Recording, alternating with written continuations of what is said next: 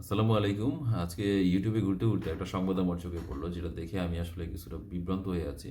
যেখানে উপদেষ্টা আসিফ নজরুল বক্তব্য রাখছিলেন।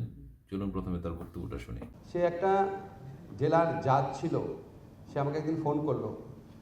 যখন সে স্টুডেন্ট লাইফে খুব দরিদ্র অবস্থায় ছিল, বহুভাবে তাকে আমি হেল্প করতাম। ৫০-১০০ টাকা ধার নিত, জীবনে কোনোদিন ফেরত দিত না, জানতো ফেরত দেওয়ার দরকার নাই। সে আমাকে গর্ব করে বলতেছে এরকম, সে গুলশানে বাড়ি কিনছে, বাড়ি উদ্বোধন করবে, আমি যেন আসি। তা আমরা, তুই কত টাকা বেতন পাস? বাড়ি গুলশানে বাড়ি কিনলি কীভাবে? তারপরে সে খুবই বিরক্ত হয়ে ফোন টোন রেখে দিল। উপদেষ্টা আসিফ নজরুলের এই বক্তব্যের শেষে আমি প্রত্যাশা করছিলাম উনি হয়তো বলবেন যে উনি সেই দুর্নীতিগ্রস্ত লোকটাকে গ্রেফতার করেছেন, কিংবা আইনের আওতায় এনেছেন, কিংবা তার সম্পত্তি সিজ করেছেন, এই ধরনের কিছু একটা বলবেন। কিন্তু অত্যন্ত আশ্চর্যজনকভাবে আমি লক্ষ্য করলাম যে উনি আসলে এ ধরনের কোনো কিছুই বললেন না।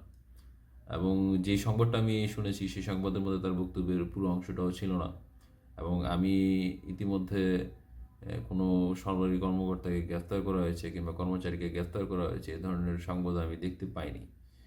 তা আমার কাছে আসলে এই জিনিসটা বিভ্রান্তিকর মনে হলো যে উনি আইন উপদেষ্টা হয়ে এই ধরনের বক্তব্য দিচ্ছেন এবং কেউ গ্রেফতারও হয়নি। উনি আসলে কি বোঝাতে যাচ্ছেন? উনি কি এখনো উপদেষ্টা হিসেবে কর্তব্যরত আছেন, নাকি উনি দায়িত্ব থেকে অব্যাহতি নিয়ে আমাদের মতো সাধারণ মানুষের জীবনযাপন শুরু করেছেন? আমি আসলে একটু কনফিউজড হয়ে আছি। নজরুল ভাই, আপনি এত বোকা, এত বোকা!